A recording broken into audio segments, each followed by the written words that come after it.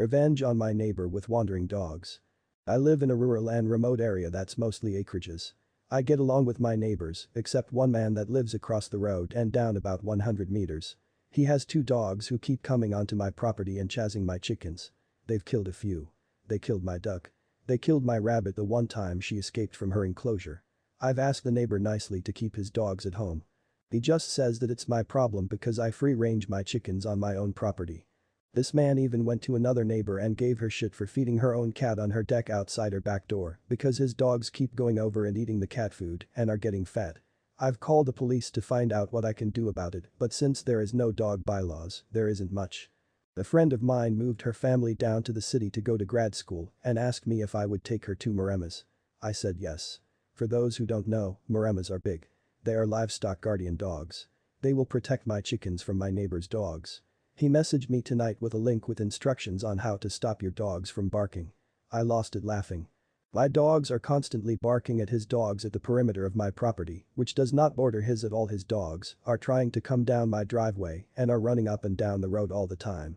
I texted him back that my dogs are simply barking at his dogs when they try to come onto my property, and if he wants my dogs to stop barking, he needs to keep his dogs at home. No response from him, but within 5 minutes all the barking stopped because he called his dogs home.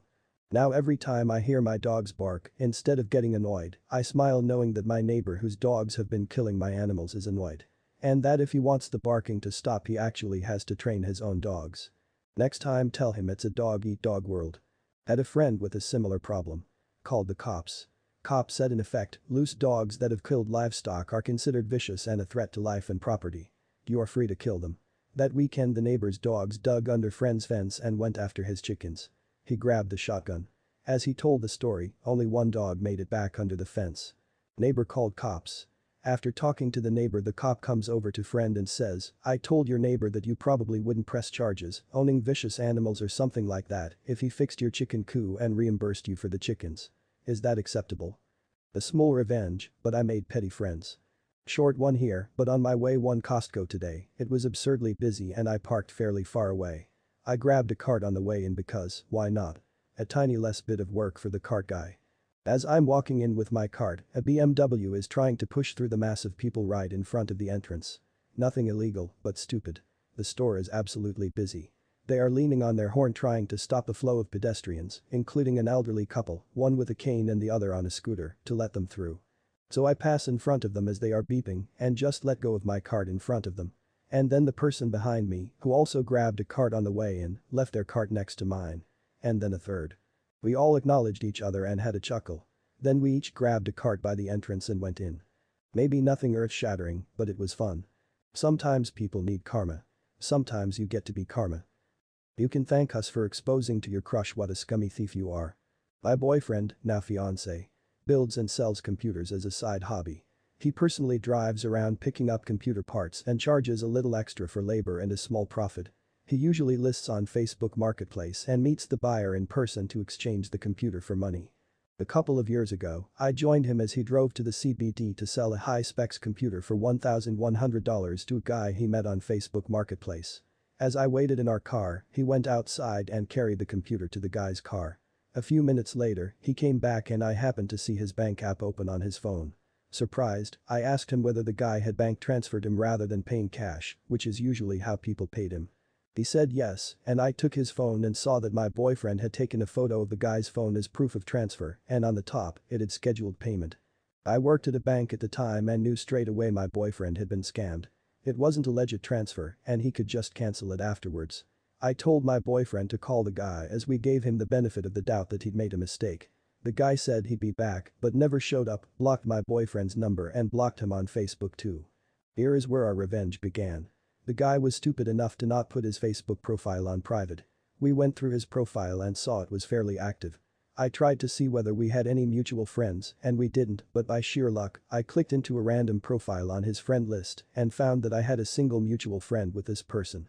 I asked my friend whether she knew his friend, who was another girl, and she said yes, that they worked together, and so I asked my friend to reach out to the girl to say that her friend, the thief, had stolen our computer and we were trying to reach him.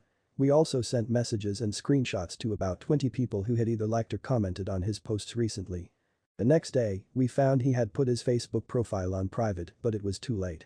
We had already received a few replies from his friends and even a member of his family saying they'd talk to him, and the guy finally called my boyfriend back. The guy had the audacity to accuse my boyfriend of ripping him off as he'd taken the computer to a pawn shop and they would only take the computer for like $450 and for ruining his reputation with all his friends, family and especially the girl he had been pursuing romantically for a while now. Yes, the girl who was my friend's work colleague, whose profile we randomly stumbled upon was the girl he had been crushing on for ages and had been going on dates with. They were literally seeing each other and we'd accidentally and inadvertently exposed his filthy true nature to her. Like what are the friggin' chances?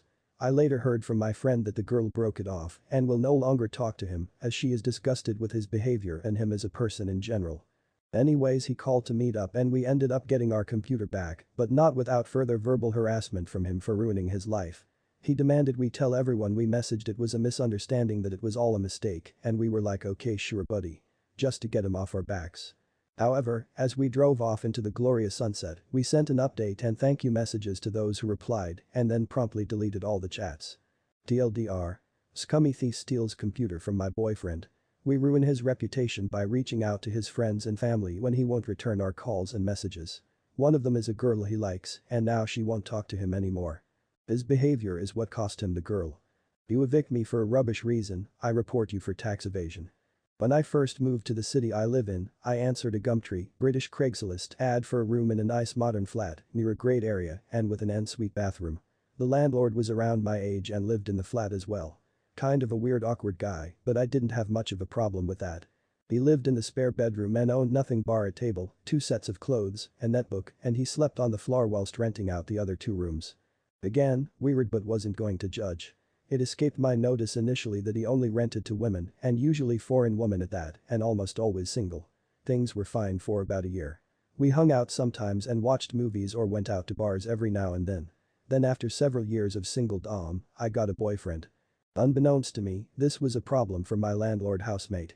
My boyfriend didn't stay around all the time or anything, it wasn't like he was living there and not paying rent, just visited a few evenings and we were mostly confined to my room. Obviously I'm aware of there being issues around bringing in partners when you live in a shared house, but I also feel that if you rent your flat, you shouldn't expect people to not live their lives either. One day I was at work and my landlord texted me out of the blue telling me to move out. His reasoning was that the flat had become unsociable. This blindsided me and I was very upset. My boyfriend immediately went onto Gumtree to try and find me a new place, only to find my landlord had advertised my room within minutes of texting me an eviction notice, and the advert was ranting about how the applicants must be female and single. Clearly he was very intimidated by other men, and I guess I got punished for that. As it happened, he had told me that he was claiming single occupancy on the flat, receiving a council tax discount whilst renting to 2 other people. I packed up and left within a week and reported him to the council for tax evasion.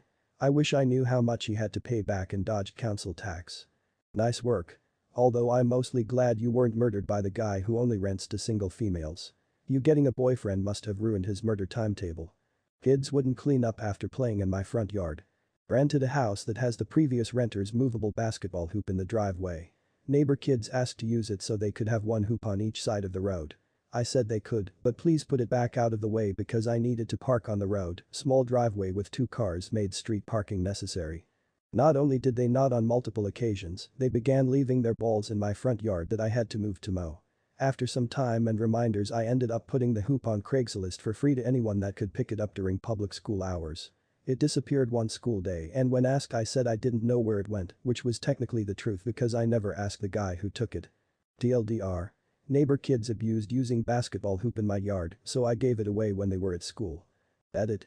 This was about 14 years ago, so if they learned any life lessons I hope they applied them by now. When my kid was younger he'd leave crap all over the shared yard. The neighbor would collect it and charge him to get it back, with an agreement between he and I. The kid gets all his money from me anyways, usually a buck or 2. Wouldn't you know it, he stopped leaving his crap everywhere. Reminds me of what my dad used to do about our bikes and stuff when we were kids. Put it away or it won't be there tomorrow. He didn't mean he would throw it away, he meant someone else will take it away. My dad pretended for an entire day that my sister's bike was stolen. Oh, this video has come to an end. If you want more such cool stories, then go to one of the many following videos.